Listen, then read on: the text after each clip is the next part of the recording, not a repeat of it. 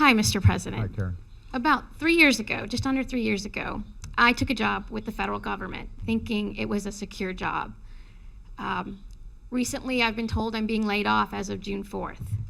And it is not an opportune time for me. I am 7 months pregnant, in a high-risk pregnancy, my first pregnancy.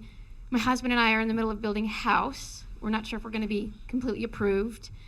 I'm not exactly in a position to waltz right in and do great on interviews based on my timing with the birth. And so I'm stressed, I'm worried, I'm scared about what my future holds. I definitely need a job. And I just wonder, what would you do if you were me? Well, Karen, first of all, I think you'll do great on interviews just based on the way you asked the question. And congratulations on the new one coming. Thank you. Where were you working? The National Zoo.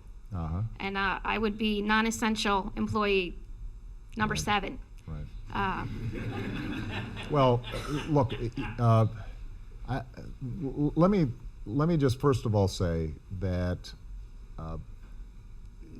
workers like you for the federal, state, and local governments are so important for our vital services, and it frustrates me sometimes when people talk about government jobs as if somehow those are worth less than private sector jobs.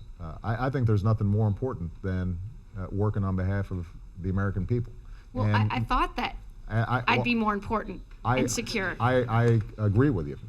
I think the challenge has been that in some of these negotiations to try to reduce the deficit, I think the feeling, particularly on the part of some folks on the other side of the aisle, has been that we want to just cut and cut and cut, and that somehow is going to create economic growth.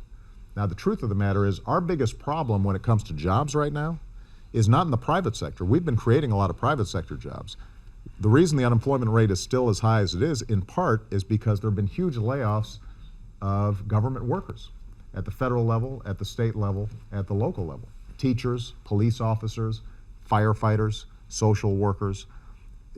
They have really taken it in the chin over the last several months.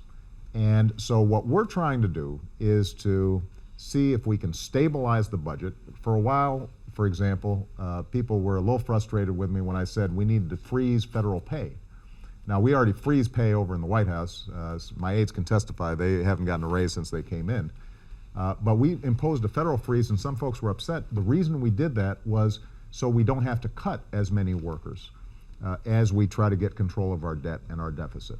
But my main message to you is that the work you've done at the National Zoo is important. Every child that you see who comes by and is amazed by those animals, you know, they're benefiting from your work. I don't want to sort of find out more details in front of everybody about what your status is, but we can have a conversation maybe afterwards. I do want to make a larger point to people, though, that folks like Karen provide vital services, and so when we have discussions about how to cut our debt and our deficits in an intelligent way, we have to make sure that we understand this is not just a matter of numbers, these are people behind these decisions. But in 20 seconds, assume the economy improved dramatically, right, say in the next year or two. Would right, Karen get her job back? Well, I would hope so.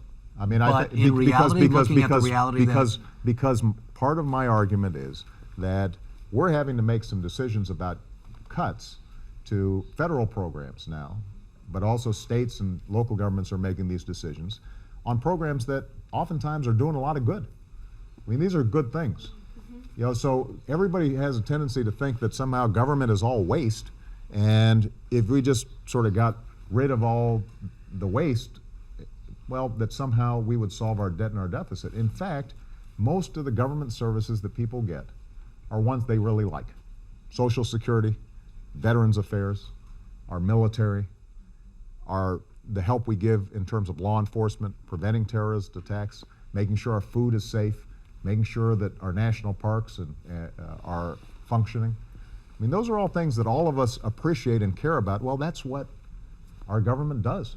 And so these are not abstract questions, and I think Karen makes it really clear that there are real consequences when we make these decisions. Yes.